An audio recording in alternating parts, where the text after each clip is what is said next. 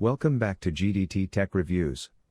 In this video we are going to do a detailed review and pick the top 5 best camera phones 2022. So let us get started and the review based on our studies and small research. If you have any personal suggestion, do let us know in the comment section. If you are for the first time, don't forget to subscribe and click on the bell icon for more videos. We will be also providing affiliates link to purchase from Amazon. Kindly use to for best offers and purchase from anywhere in the world. So let's get started. Google Pixel 6 Pro Mobile was launched on 19th of October 2021. The phone comes with a 6.70-inch touchscreen display with a resolution of 1440 by 3120 pixels at a pixel density of 512 pixels per inch, p, and an aspect ratio of 19.5 to 9. Google Pixel 6 Pro is powered by a 2.8 GHz octa-core Google Tensor processor that features 2 cores clocked at 2.8 GHz and 2 cores clocked at 2.25 GHz. It comes with 12 GB of RAM. The Google Pixel 6 Pro runs Android 12 and is powered by a 5003 mAh battery. The Google Pixel 6 Pro supports wireless charging, as well as proprietary fast charging. As far as the cameras are concerned, the Google Pixel 6 Pro on the rear packs a triple camera setup featuring a 50-megapixel primary camera with an f/1.85 aperture and a pixel size of 1.2 micron, a 12-megapixel camera with an f/2.2 aperture and a pixel size of 1.25 micron, and a 48-megapixel camera with an f/3.5 aperture and a pixel size of 0.8 micron. The rear camera setup has autofocus. It has a single front camera setup for selfies, featuring a 11.1 megapixel sensor with an f/2.2 aperture and a pixel size of 1.22 micron. Google Pixel 6 Pro is based on Android 12 and packs 128 GB of inbuilt storage. The Google Pixel 6 Pro is a dual SIM, GSM and GSM, mobile that accepts nano SIM and eSIM cards. The Google Pixel 6 Pro measures 163.90 by 75.90 by 8.90 mm, height x width x thickness, and weighs 210.00 grams. It was launched in cloudy white, sorta sunny, and stormy black colors. Sensors on the phone include accelerometer, ambient light sensor, barometer, compass/magnetometer, gyroscope, in-display fingerprint sensor, proximity sensor, and fingerprint sensor. The Samsung Galaxy S22 Ultra is simple but stunning at the same time. I appreciate the sharp, squared-off angles, and I also like that the cameras aren't housed in a honking bump. They are more flush with the back of the handset. The overall look is minimalist and sleek. Another plus, the 6.8-inch display is gently curved, so it adds some aesthetic appeal without leading to accidental screen presses.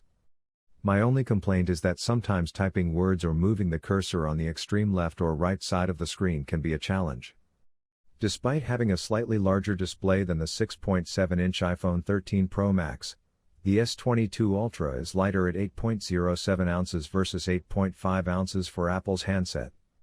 The Galaxy S22 Ultra feels solid and durable, and it should, as it's fortified with an Armor aluminum frame and a Gorilla Glass Victus Plus back.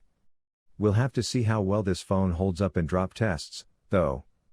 The Samsung Galaxy S22 Ultra looks determined to top our best camera phone list and unseat Apple and Google.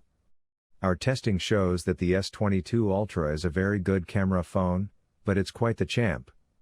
The Galaxy S22 Ultra boasts a larger 2.4 micrometers pixel sensor for capturing more light and data, as well as a super clear glass lens for capturing nighttime videos without flares. The Huawei Mate 40 Pro feels great in the hand, with its glass back and glass screen sandwiching an aluminum frame. The dimensions are 162.9 by 75.5 by 9.1 mm and it weighs 212 grams, and while those measurements make it seem pretty big, for a phone of its screen size, the Mate 40 Pro doesn't feel overly huge. The curved edge display, which helps the phone fit snugly in your palm, adds to this impression. We found the power button and volume rocker, both on the right edge of the phone, easy to reach. People with smaller hands might find it a little trickier to hit the higher up rocker, but most will be able to reach the power button easily enough.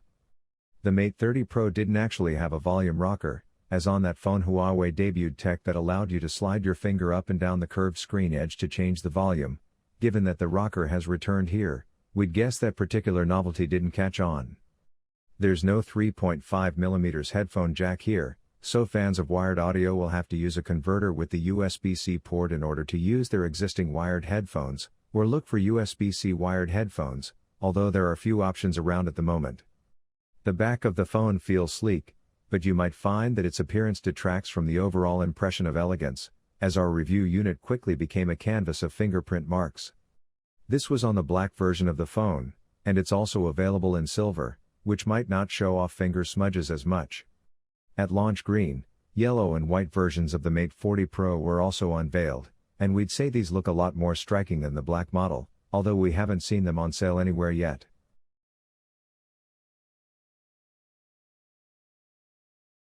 OnePlus hasn't gone too crazy with the design of the OnePlus 9 Pro, which can be a good or a bad thing, depending on how you see it. I don't really mind it.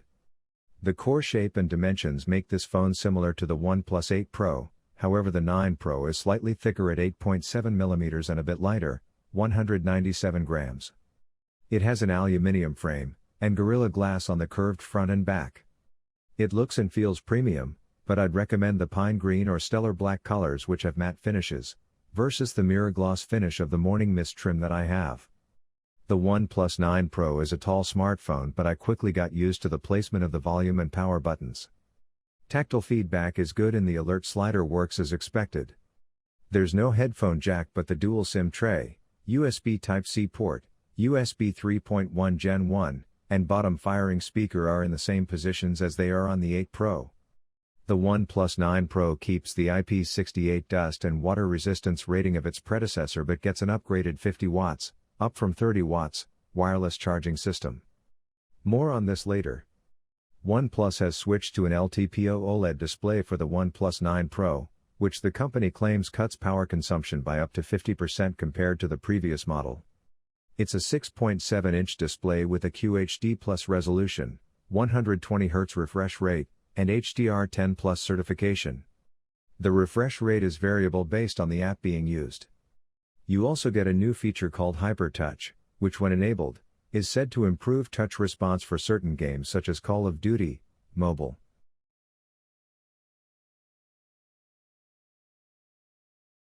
The iPhone 13 Pro Max retains the flat edges of the iPhone 12 Pro Max but looks a bit different. For one, the camera array is larger than before, so it takes up a bit more real estate on the back of the phone. Weighing 8.46 ounces, the iPhone 13 Pro Max is also notably heavier than its 8.03-ounce predecessor. But I'll allow that given the new iPhone Pro has a larger battery. The biggest upgrade to the iPhone 13 Pro Max's display, and biggest upgrade overall, is the new ProMotion display. This 6.7-inch panel can dynamically scale its refresh rate from 10 Hz to 120 Hz, which results in smoother overall performance and animations. The iPhone 13 Pro Max has a bigger camera array for a reason. The main wide camera is Apple's largest yet at 1.9 micrometers pixels, up from 1.7 micrometers, while offering a f/1.5 aperture, which is rated to deliver a 49% more light than the iPhone 12 Pro Max. And the ultra-wide camera offers a larger f/1.8 aperture, was f/2.4 for iPhone 13 Pro Max, for brighter pics while offering a wider field of view. Zooming on the iPhone 13 Pro Max gets a boost as well, as the iPhone 13 Pro Max's telephoto lens offers a 3x optical zoom, up from 2.5x on the iPhone 12 Pro Max. And there's lots of camera upgrades beyond the hardware. For example, the iPhone 13 Pro Max leverages the ultra-wide camera to capture images as close as 2 centimeters away.